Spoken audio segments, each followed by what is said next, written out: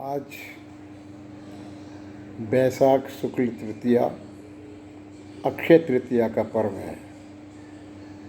आप सभी को इस पर्व की बहुत बहुत शुभकामनाएं।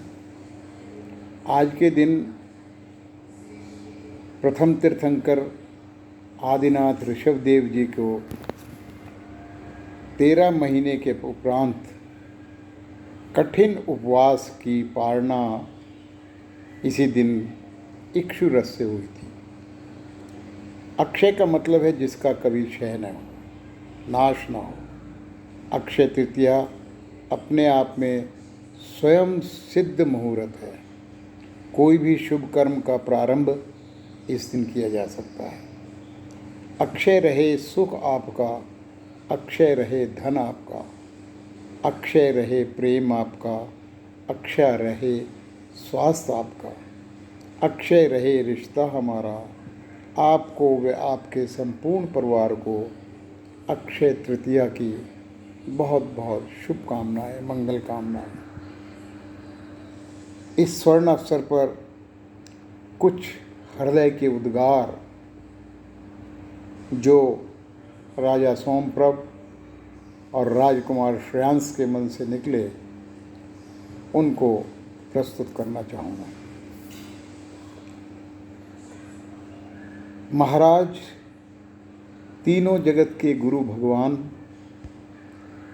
ऋषभ कुमार मुनिराज ही स्वयं ही अकेले इधर आ रहे हैं।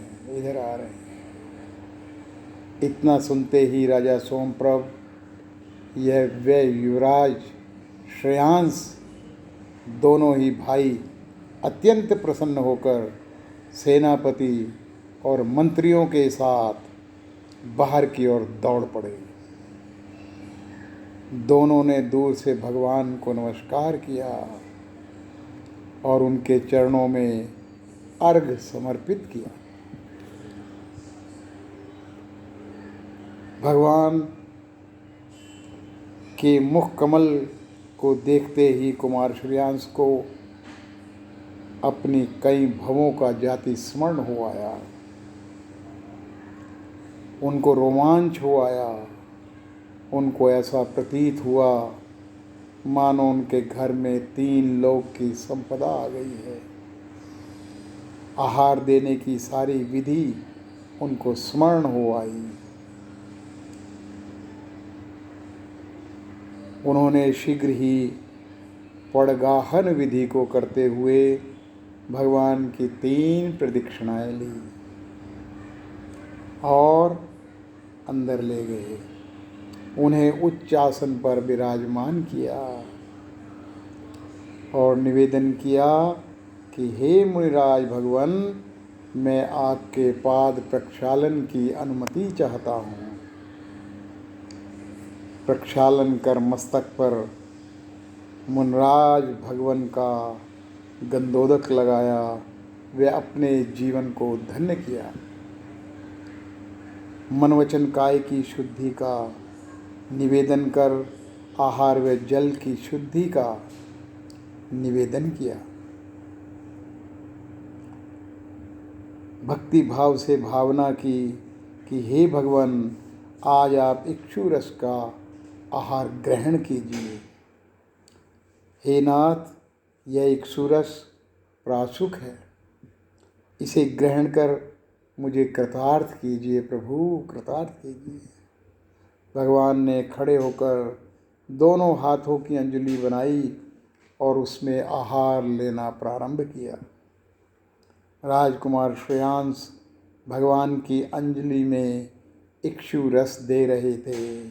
राजा सोमप्रभ और उनकी रानी लक्ष्मीमती ने भी कर पात्र में इक्षु रस देते हुए अपने को धन्य मान रहे थे।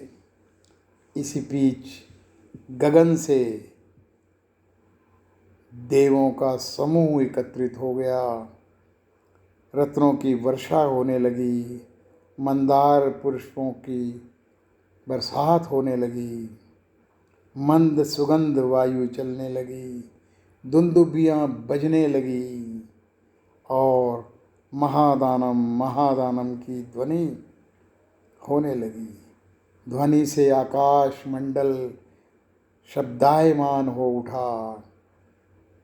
आहार दान देकर अपने को कृत्य कृत्य मान रहे राजा श्रेयांश और सोमप्रभ, इस समय दोनों भाइयों ने अपने आप को बहुत ही पुण्यशाली माना कि हमारा घर आज पवित्र हो गया। उस समय दान की अनुमोदना करने वाले बहुत से लोग भी परम पुण्य को प्राप्त हो गए और उन्होंने कहा, आज हमने भगवान ऋषभदेव को आहार ग्रहण कर वन की ओर प्रस्थान करवाया, हम धन्य धन्य हो गए। राजा सोमप्रभ और श्रेयांश भी कुछ दूर तक प्रभु के पीछे पीछे गए और भगवान को हृदय में धारण किया और वापस लौटते समय उन्हीं के गुणों की चर्चा करते हुए वापस लौट आए। प्रभु के पद चिन्हों पर पृथ्वी को नमस्कार किया, वापस लौटे। उस समय पूरे हस्तिनापुर में एक ही चर्चा थी कि राजा श्रेयांश को प्रभु को आहार देने की विधि कैसे मालूम हुई। अहो आश्चर्यमयी हृदय, देवों के हृदय आश्चर्यचकित कर रहा था। देवों ने मिलकर राजा श्रेयांश की बड़े आदरपूर्वक पूजा की। भरत महाराज भी वहाँ पर आ गए और आदर सहित राजकुमार श्रेयांश से बोले कि हे महादानीपति, कहो तो सही, तुमने भगवान के अभिप्राय को कैसे जान लिया। तुम दान तीर्थ के प्रवृत्त करने वाले हो और पुण्यवान हो।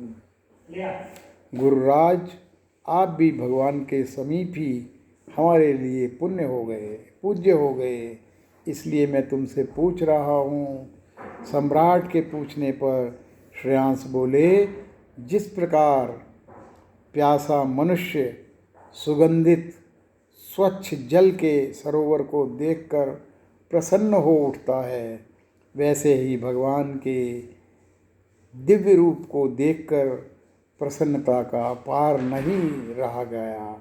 मुझे जाति स्मरण हो गया, जिससे मैं भगवान के अभिप्राय को जान सका। आज का मुख्य दिन अक्षय तृतीया, और भी बहुत इसके कारण हैं, कुछ कारण की मैं चर्चा करता हूँ। ब्रह्मा जी के पुत्र अक्षय कुमार का आज के दिन अवतरण हुआ था। माँ अन्नपूर्णा का जन्म भी आज ही के दिन हुआ था। महर्षि परशुराम का जन्मोत्सव भी आज हुआ था। कुबेर को खजाना आज मिला था। माँ गंगा का धरती पर अवतरण आज ही के दिन हुआ था। सूर्य भगवान ने पांडवों को अक्षय पात्र भी आज ही के दिन दिया था। महाभारत का युद्ध आज ही के दिन समाप्त हुआ था। वेद व्यास जी ने महाकाव्य महाभारत की रचना गणेश जी के साथ आज ही के दिन शुरू की थी। आज ही के दिन प्रसिद्ध तीर्थ श्री बद्रीनाथ जी के कपाट खोले जाते हैं। वृंदावन के बांके बिहारी मंदिर में श्री कृष्ण चरणों के दर्शन भी आज ही के दिन होते हैं। जगन्नाथ भगवान के सभी रथों का बनाना आज ही के दिन प्रारंभ किया जाता है। आदि शंकराचार्य ने कनकधारा स्तोत्र की रचना आज ही के दिन की थी। तो एक बार पुनः आप सबको इस महान पर्व की बहुत बहुत शुभकामनाएं, बधाई। जय जिनेंद्र।